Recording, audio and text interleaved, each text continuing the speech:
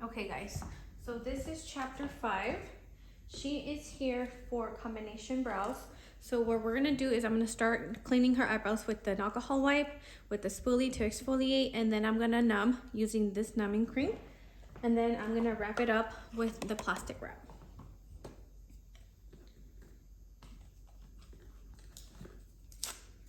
So like you've seen me done before, I'm gonna wipe it off with the alcohol wipe. And as I'm doing this, I'm gonna be asking her a couple of questions. You said you're not allergic to anything? No. Okay. And you want more of a natural combination look? Okay.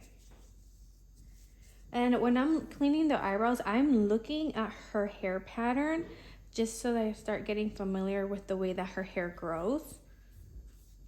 That way I know how I'm gonna be doing that microblading and what direction I'm gonna be going. And remember to clean that forehead as well. Just like that. And we're gonna get our little spoolie and we're gonna exfoliate.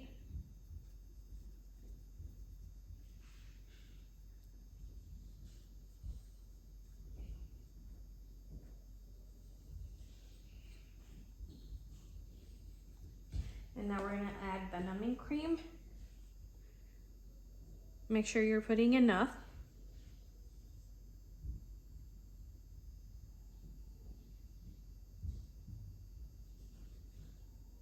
Just like this. And then we're gonna do the other side. Like this. She has nice long eyebrows. They would be great for lamination.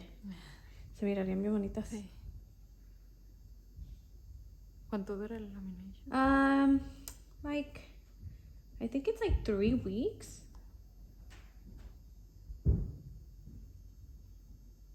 Just like that. And now we're gonna wrap it with the plastic wrap. And I'm gonna let her sit for 30 minutes getting numbed. While she's numbing, she's gonna fill out the consent form. And then we will get started. While she numbs, I'm going to set up the tray. That way it gives her time to numb.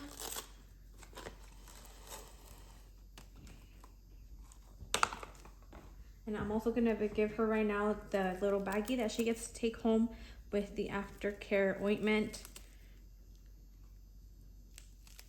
And the aftercare ointment, all it is Aquaphor. You guys can buy a large tube on Amazon and then put it in a little container and give it to the clients. I also put in here my business cards and the aftercare instructions for her to read at home.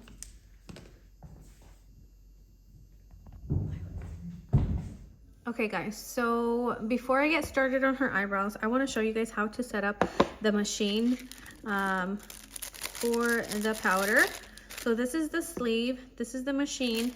We're gonna insert it like this, and then we're gonna grab the needle. This is the cartridge. It's a single needle. I'm gonna start with the single needle. I have a 3 needle cartridge underneath the cart, just in case I feel like the single needle is a little too harsh for her skin. I can always switch to the other needle. So what I did is I insert it in here and then I twist and it locks in place. And then I'm gonna grab the Coban. I'm gonna place it right here and then I'm gonna pull and then pull really tight and then hold it like this, and then pull. And then it sticks to it. So now what I'm gonna do is I'm gonna turn it on and see how far out it's exposed. You guys see that right there? So it's not exposed that much. I'm gonna expose it a little bit more. That should be good. So if I bring this out, hopefully you guys can see it right there. Can you guys see? So that's the proper length. If you guys are working on the client and it's not releasing enough pigment, it means that the needle's exposed too far out.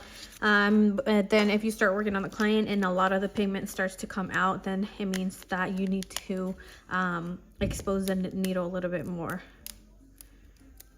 And we don't want to be dry needling on the client. What that means is that if you are working on the client's skin with this machine and it's not depositing any pigment, you are dry needling. which means that you're just opening up the skin without depositing any pigment, and we don't want to do that because you can only do so many passes on the skin before you start to cause irritation and damage. So we want to limit the passes that we do on the client.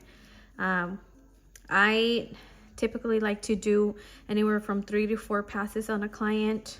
Anything more than 4, the skin can definitely get irritated.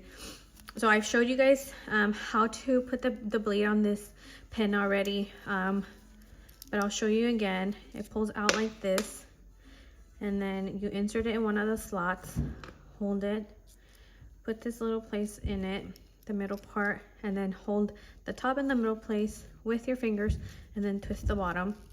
And remember, the blade can't be straight up and down. It has to be tilted a little bit, and that is it. I went ahead and I chose this pigment for her because she has like a greenish undertone, which tells me that she is more of a cool undertone. So we don't want to use too much warmth in her pigment. We're leaning more towards cool colors. So this one's like right in between, because I don't want to give her like really dark brown that's leaning more towards like a black. We don't want to do that. So let's go ahead and get started on her eyebrows.